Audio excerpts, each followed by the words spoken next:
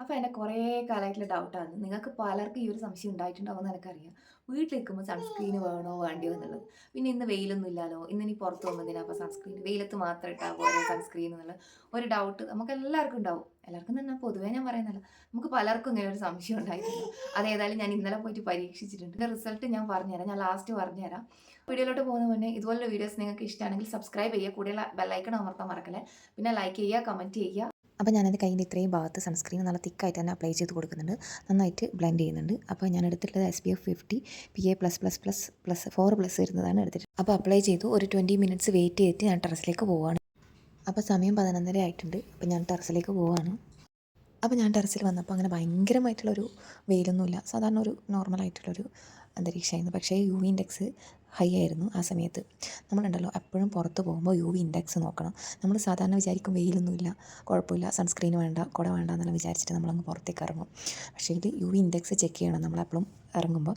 എന്നിട്ട് UV index high ആണെങ്കിൽ നമ്മൾ ഒരു കുടയോ അല്ലെങ്കിൽ അറ്റ്ലീസ്റ്റ് ഒരു ഷോളോ അല്ലെങ്കിൽ എന്തെങ്കിലും എടുത്തിട്ട് നമ്മൾ പ്രൊട്ടക്റ്റ് ചെയ്യണം നമ്മുടെ സ്കിന്നിനെ. എന്നിട്ട് മാത്രമേ പുറത്തേക്ക് ഇറങ്ങാൻ വേണ്ടിയിട്ട് പാടുള്ളൂ.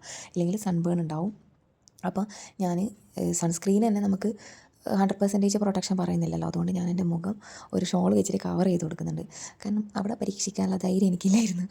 അപ്പോൾ ഞാൻ കുറേ സമയം ഇങ്ങനെ ഇരുന്നിട്ടുണ്ടേനെ.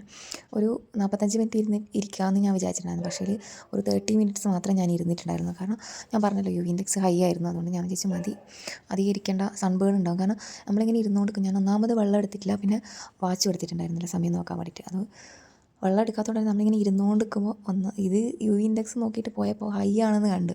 അപ്പോൾ പിന്നെ ഉള്ളിലൊരു ചെറിയൊരു പേടി ഉണ്ടായിരുന്നു, സൺബേൺ ഉണ്ടാവുമോ എന്നുള്ളത്.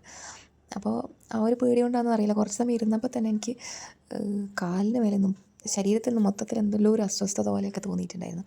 എൻ്റെ മനസ്സിൻ്റെ കുഴപ്പമായിരിക്കാം. പിന്നെ ഇടയ്ക്ക് വെയിൽ വരിക പോവുക അങ്ങനെയായിരുന്നു കാലാവസ്ഥ ഉണ്ടായിരുന്നത്.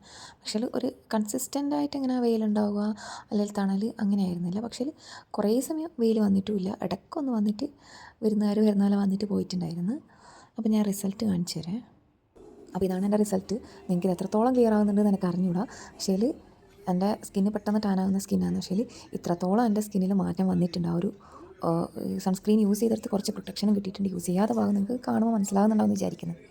പിന്നെ ഒരു കാര്യം പ്രത്യേകം ശ്രദ്ധിക്കുക, സൺസ്ക്രീൻ യൂസ് ചെയ്യുമ്പോൾ നല്ല ബ്രാൻഡ് നോക്കി സെലക്ട് ചെയ്യുക.